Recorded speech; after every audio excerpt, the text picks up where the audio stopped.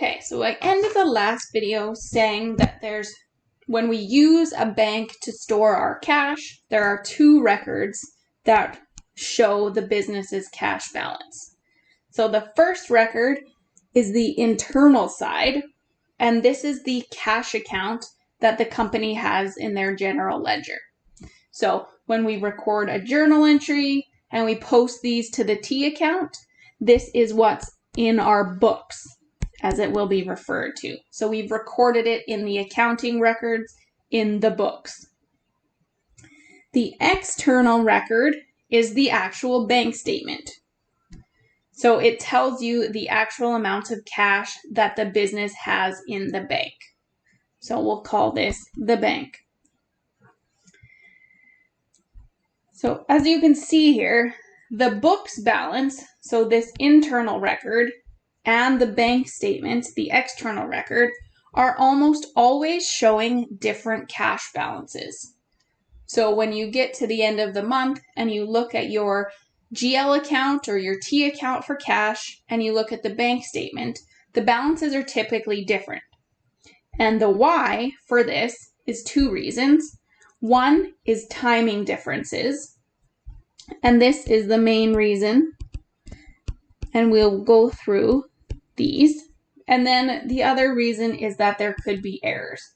So either the bank records something in error or the accountant records something in error. So those are the two reasons for these differences. And because these differences are almost always there, that is why we are preparing the bank reconciliation. So we want to reconcile the differences and make sure nothing's missed. Make sure we know why there's these differences. Okay, so timing differences are the main reason. And there's two ways or two sides that there can be timing differences on. So the first one is that you could have items that are recorded by the company in the GL. So they are in the books, but they're not yet recorded by the bank. So the company has recorded them, but the bank has not yet. And then the second way is just the opposite. So this is when there is items that are recorded in the bank, so they're in the bank statement, but not yet recorded by the company in the books. So someone's recorded them and someone else hasn't. Depending on who, we see these two timing differences. Okay, we're going to start by looking at items that are recorded in the books. So us, the company, we've recorded those, but they're not yet recorded by the bank. So the timing differences when this occurs, the first one you can see here is called a deposit in transit. And this occurs when the cash and checks have been received by the business. So they are in our possession, we have this cash, and therefore it is recorded in the books, but we haven't taken it to the bank yet. So therefore it's not recorded by the bank. So cash and checks are received by the business,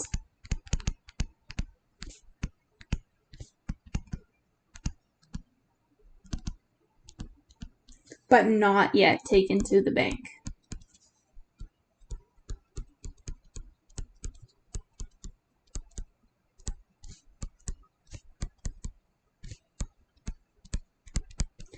So they're in transit. And this happens quite often. I had said earlier that it's a good practice or a good internal control for a company to deposit their cash every single day. And if it's a retail business where they have a lot of cash transactions, this probably happens. But some companies don't actually see that much cash, and therefore they might only deposit money once a week. So maybe every Friday, somebody takes their cash and checks to the bank and deposits them. However, they would actually record the journal entry to book these deposits as soon as they came in. So when they, let's say actually, for example, that the month end is on a Wednesday. So this company has received cash and checks Monday, Tuesday, and Wednesday, but they are not going to deposit it till Friday. So at the end of the month, they have this cash recorded in the accounting records, but since it's still sitting in their office, the bank doesn't have it. So it's not yet recorded by the bank. Outstanding checks are the next item, and they're really the opposite. So this is when checks have been written and sent by a business, but they've not yet been cashed by the payee, so therefore it hasn't come out of the company's bank account yet. So now we're the ones, we write a check, but if we mail it, so we're sending it in the mail, there's going to be that timing difference. It takes a while to get through the mail system and to arrive at the supplier. So we would have this difference. So we can, say here, these are checks. Sorry, I don't know what's going on with my pen here.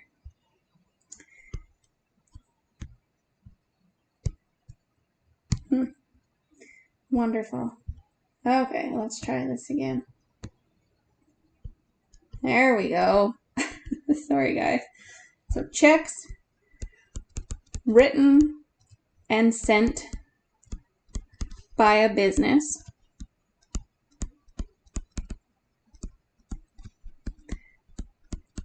but have not been cashed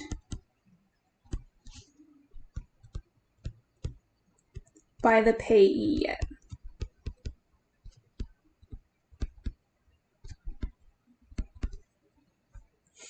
So we've written them, we mail them, let's say on that Tuesday, remembering that our end of the month is Wednesday. So we write them, we mail them, therefore we're recording that in our accounting records. But if they're mailed on Tuesday, chances are they're not going to end up with the supplier until after the month end. And then the supplier still needs to also take those to the bank to clear them before they'll come out of our bank account. So we have that difference. Those are outstanding checks. And then lastly, we see here is that there could also be bank errors. So this is when the bank recorded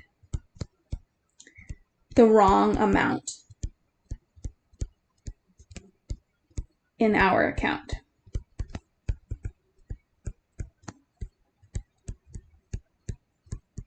So remember, we're saying these are items where they're recorded in the books, but not in the bank yet, or they're in the bank in error. So for example, let's say we wrote a check for $100. So we've recorded that as cash coming out of our bank account in the books for $100. But the bank, they record it in error as a $10 withdrawal. So on our side, we're showing the correct amount of $100 coming out, whereas the bank has this error and they're only showing $10 coming out. So because of that, we've got this error that needs to be reconciled. Okay, so now we'll move on next to the second side, where now these are things that are recorded by the bank, but they're not yet in the books. So there's been no journal entry done to record these. The first item here is bank collections. And this is when a customer goes directly to the bank to pay on an invoice. So they take one of our invoices, they go to the bank and they pay, and therefore we don't know yet. So we haven't recorded it. So customer goes directly to the bank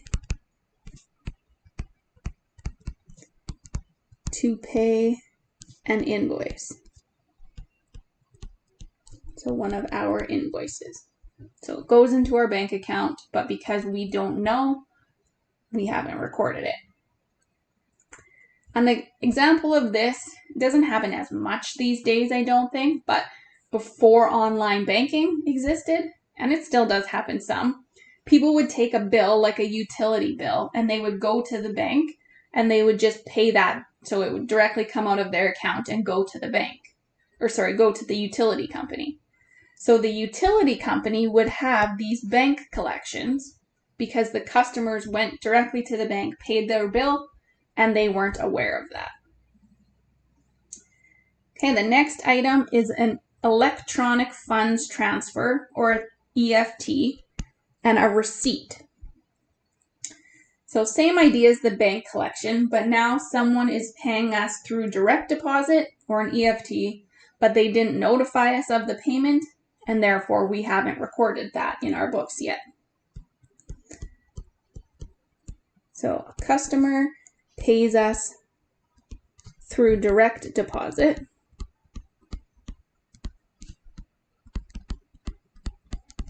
So it's going right into our bank account, but does not notify us of the payment. So if we don't know that it's happened, we can't record it in the books yet. So it will be in the bank, but not in the books. Then we have an electronic funds transfer, an EFT payment. So the opposite of the receipt. Now we are paying someone, so there's an automatic withdrawal of a bill payment, and the payment doesn't get recorded yet. So this often happens nowadays. Maybe you've done this on some of your bills, your phone bill or utilities. You can set it up so that it's automatically withdrawn on the due date. So it comes out of your bank without you having to do anything. So if this happens, it would come out, but we wouldn't know yet, so nothing would be recorded in the books. Automatic withdrawal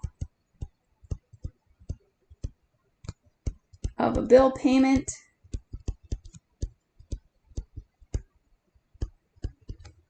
and the payment hasn't been recorded yet.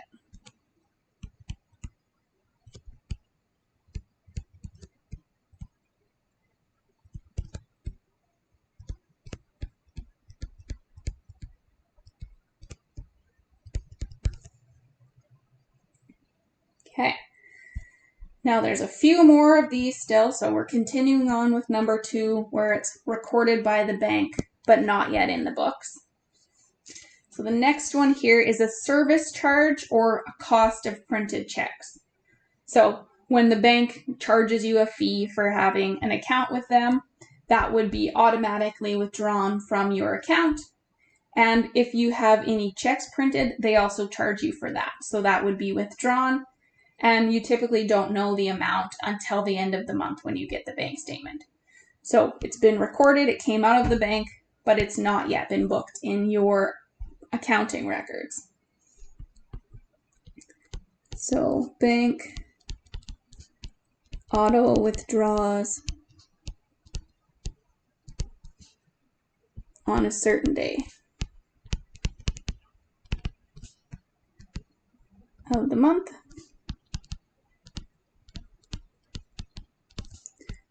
Or as needed for checks.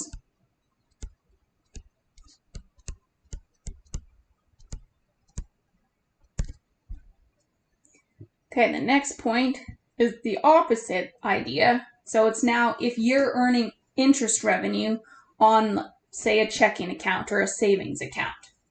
So now the bank is depositing that interest directly into your account on a certain day of the month. But it's based on your balance in the account, so you don't typically know until you get that bank statement. Therefore, you see this going into the bank, but it's not recorded in the books yet.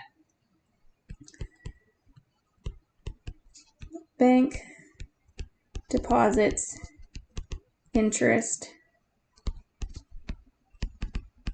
directly into your account.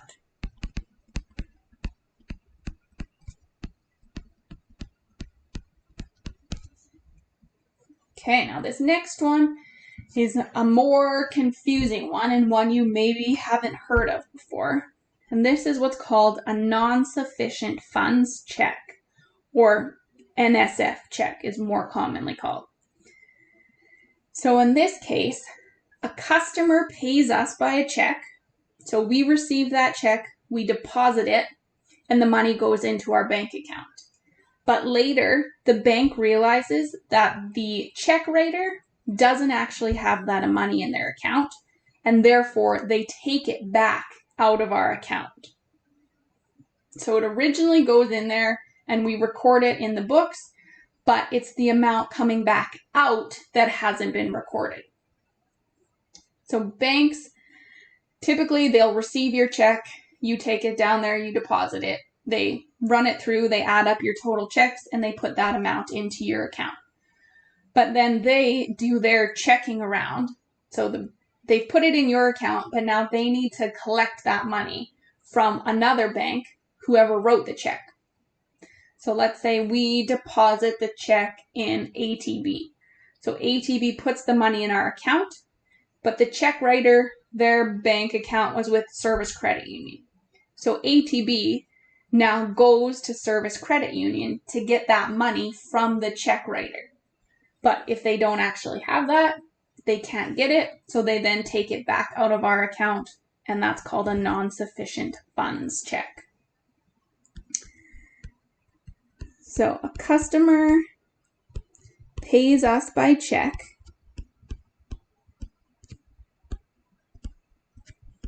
and we deposit it.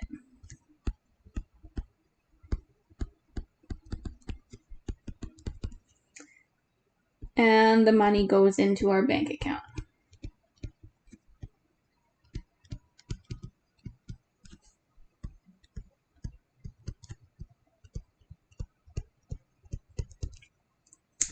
Later, the bank realizes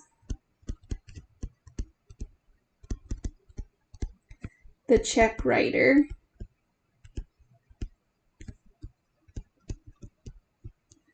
doesn't have that money.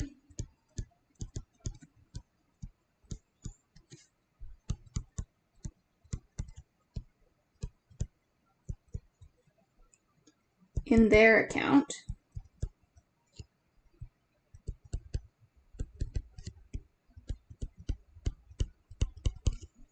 So the funds get removed out of our account.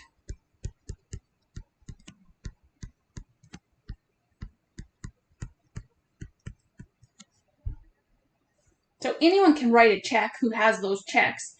And yeah, it looks like they're paying you. But let's say I do that. I write a check to somebody, but I actually don't have any money in my bank account. Eventually, they're going to find that out. And whoever I wrote the check to, they'll be notified they have this NSF check, and they won't get that money in their account. And then the last thing where it could be recorded by the bank, but not yet in the books, is a book error. And this is where we record the wrong amount in a journal entry.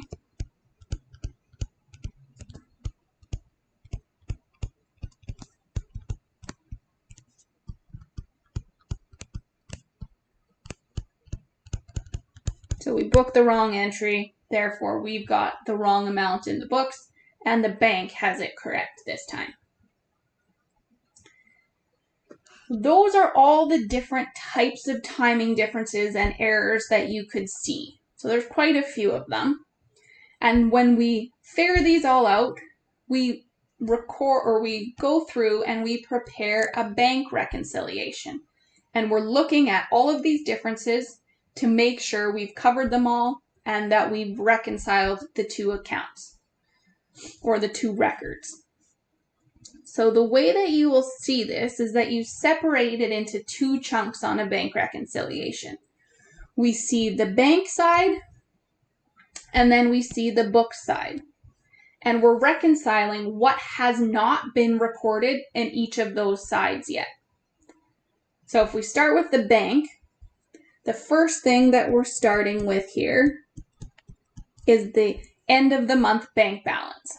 So what is actually stated on the bank statement at the end of the month. And then we said there was three things that might not be recorded in the bank yet, but that have been recorded in the books. Deposits in transit, outstanding checks, and bank errors. So a deposit in transit has not been recorded in the bank. So on this reconciliation, we're going to add that. And we add it because eventually we'll deposit that in the bank and it will increase our bank balance. Outstanding checks, these get subtracted on the bank reconciliation because eventually they're going to come out of our bank account. So they're reducing the bank balance that we want to see. And then you will either add or subtract a bank error. It just depends on what the error is. So depending on if the bank missed recording something, then you would add it to the bank. If the bank recorded too much when they should have had a lower amount, you would have to subtract that. So it just depends on the error that you're given in the question.